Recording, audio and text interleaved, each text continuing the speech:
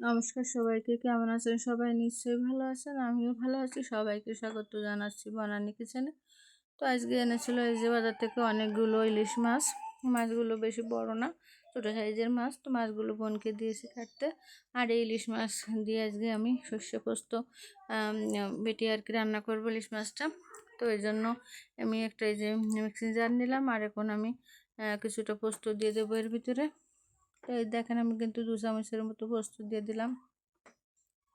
আর দিয়ে দিলাম হলুদ, যে সরিষাটা, এই হলুদ সরিষাটা। আর এই সরিষাটা কিন্তু আমার ক্ষেতেরই সরিষা। এগুলো আমি ধুয়ে পরিষ্কার করে রেখেছি সব সরিষা। তারপরে দিয়ে দিলাম এই যে লাল সরিষা, এটাও আমার ক্ষেতের। তো তারপরে দিয়ে দিলাম এই যে কয়েকটা কাঁচা ঝাল, আর দিয়ে দিলাম 1 চামচের মতো লবণ। তো সব কিছু দিয়ে এখন দিয়ে দেবো সামান্য একটু জল দিয়ে এখন আমি এটা পেস্ট করে নেব। তো আমার পেস্ট করে নেওয়া হয়ে গেছে। আর এখন এই যে মাছগুলোই আমি একটু লবণ হলুদ মাখিয়ে নেব।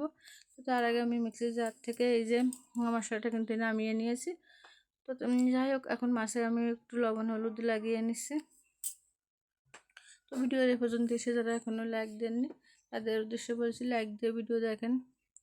আমরা সবাই সবার ভিডিও যদি লাইক দিয়ে দেখি ফুলওয়াশ করে দিই, তাহলে কিন্তু আমরা এগোতে পারবো, তাহলে না। তো যাই হোক, মাছে কিন্তু আমার লবণ হলুদ লাগানো হয়ে গেছে। আর এদিকে চুলোটা জ্বালিয়ে কড়াইটা বসিয়ে দিলাম।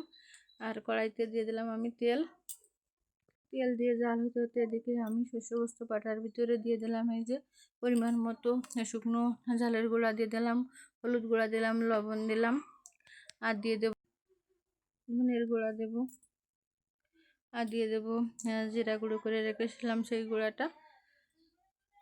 তো ধনের গুঁড়ো দিলাম, জিরার গুঁড়ো দেওয়ার পরে দিয়ে দিলাম এখন এই যে 1 চামচের মতো আমি মশলা গুঁড়ো করে রেখেছিলাম। তো সেইটা দিয়ে আর একটু জল দিয়ে আমি এখন এটা ভালো করে এই যে চামচতে কিন্তু ভালো করে একটু জল দিয়ে পেস্ট করে নেব। দেখেন, চামচতে কেটে কেটে কিন্তু আমার পেস্ট করা হয়ে গেছে, কোথাও কিন্তু জলা বাঁধা নেই। তো যাই হোক, এখন এই যে পেস্টটা করে পাশে রেখে দিয়েছি। আর এদিকে আমার কিন্তু তেলটা গরম হয়ে গেছে।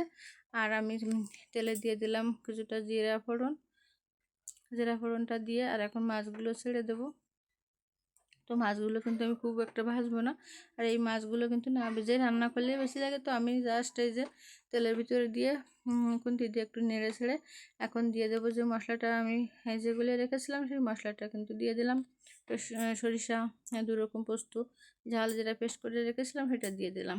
দিয়ে খুন্তি দিয়ে একটু নাড়াচাড়া করে এখন আমি কিন্তু আর কি বাটিতে যে মশলাটা লাগানো ছিল সেটা আর একটু ধুয়ে আর একটু জল দিয়ে দিলাম।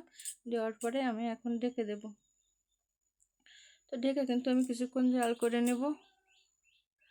কিছুক্ষণ জাল করে নেওয়ার পরে এখন ঢাকনা খুলে আমি একটু হালকা করে নেড়ে দেবো, না হলে কিন্তু মশলাটা তলায় লেগে যেতে পারে। সেজন্য হালকা করে নেড়ে দেওয়ার পরে আমি আবার একটু ঢেকে দেবো, যাতে ঝোলটা একটু গা মাখা মাখা হয়, তখনই নামিয়ে নিতে হবে।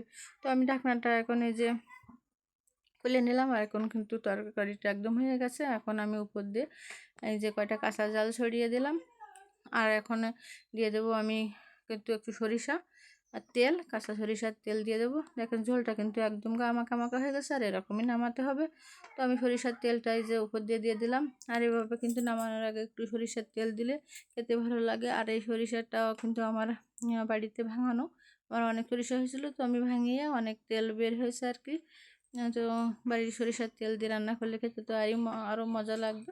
তো যাই হোক, আমার রান্নাটা হয়ে গেছে, আমি নামিয়ে নিলাম। তো কেমন লাগলো আমার আজকের সরিষা পোস্ত দিয়ে এই যে ইলিশ মাছ রান্না রেসিপি, জানাবেন কমেন্টে। আর ভালো লাগলে লাইক কমেন্ট শেয়ার করে দেবেন। নতুন যারা দেখছেন আমার চ্যানেলটিকে সাবস্ক্রাইব করে আমার পাশে থাকবেন।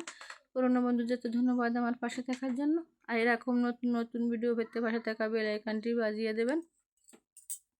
তো সবাইকে বলছি লাইক দিয়ে ভিডিও দেখবেন। ভিডিও কিন্তু খুব একটা বড় দিয়ে না, সবাই লাইক দিয়ে ভিডিও দেখবেন, ফুল ওয়াচ করে দেবেন।